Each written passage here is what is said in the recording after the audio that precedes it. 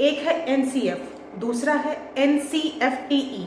दोनों में क्या अंतर है? सीटेट में बहुत ज़्यादा एक प्रश्न पूछे जाते हैं, बहुत से लोग कंफ्यूज हो जाते हैं। सिर्फ सीटेट में ही नहीं, जो भी आपका एजुकेशन फील्ड से रिलेटेड एग्जाम जैसे केवीएस का होने वाला है, नेट का होता है, इन सब में बहुत पूछा जाता है। बहुत इंपॉर्टेंट प्रश्न है, क्योंकि हमारी जो एजुकेशन सिस्टम है उसके लिए ये इसमें जो रूल्स रेगुलेशन होते हैं उसको अच्छे से चलाने के लिए गाइडलाइंस दिए जाते हैं। तो इसीलिए इन दोनों के बीच अंतर को क्लियर करना बहुत इंपॉर्टेंट है, ताकि सही से आप लोग इसका आंसर कर सकें। तो NCF national curriculum framework, NCF को बनाने वाली संस्था है एनसीईआरटी। इसका फुल फॉर्म आप लोग यहाँ देख सकते हैं एनसीईआरटी का। और जो एनसीएफ है, जो एनसीईआरटी बनाती है, वो हमारे पूरे भारतवर्ष के, पूरे इंडिया के स्कूल ही एजुकेशन सिस्टम, यानी स्कूल को गाइडलाइंस दिया जाता है इस डॉक्यूमेंट्स में कि आप उसकी बेहतरी के लिए क्या क्या कर सकते हैं।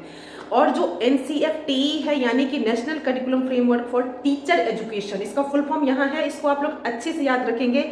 एनसीएफटीई टीचर एजुकेशन के लिए जो गाइडलाइंस दिया जाता है, और वो कौन देता है? एनसीटीई। इसका भी फुल फॉर्म यहाँ है, आप लोग देख सकते हैं। तो अब आप लोगों को क्लियर होगा कि एनसीईआरटी और एनसीटीई में क्या अंतर है, एनसीएफ में क्या अंतर है, एनसीएफटी में क्या अंतर है। तो इस डिफरेंस को अच्छे से याद रखिए और अच्छे से आप लोग इसको समझ करके क्लियर करिए।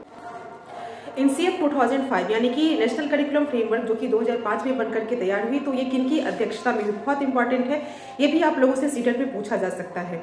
तो एनसीएफ 2005 जो है ये प्रोफेसर यशपाल जी की कमेटी थी, जिसकी अध्यक्षता प्रोफेसर यशपाल जी कर रहे थे। तो आप लोग इस नाम को याद रखिए, प्रोफेसर यशपाल कमेटी की अध्यक्षता में एनसीएफ 2005 को तैयार किया गया। और इसका जो सबसे मेन इंपॉर्टेंट पॉइंट है कि एनसीएफ 2005 को किस लिए बनाया गया, मेन इसका फोकस क्या है। तो इसका सबसे इंपॉर्टेंट था कि उससे पहले जो स्कूली व्यवस्था को देखी गई, उसमें था कि बच्चों के ऊपर बहुत ज़्यादा बोझ है, चाहे वो किताबों का बोझ हो या फिर चीज़ों को रटने की हो, एग्जाम को पास करने की हो, कि बस रट के एग्जाम को पास करना है, क्लियर करना है, इस क्लास से उस क्लास में जाना है।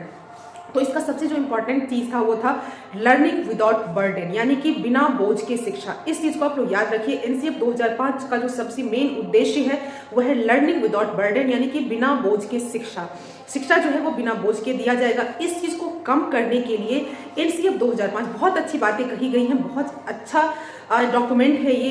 हालांकि ये चीज़ अलग है कि इसकी बहुत सारी अच्छी चीज़ें, अच्छी बातें जो है वो भी अभी ज़मीनी स्तर पे इसको लागू नहीं किया गया, नहीं कर पाए हैं जो भारतीय शिक्षण व्यवस्था है उसमें, लेकिन इसमें बहुत अच्छी अच्छी बातें कही गई हैं।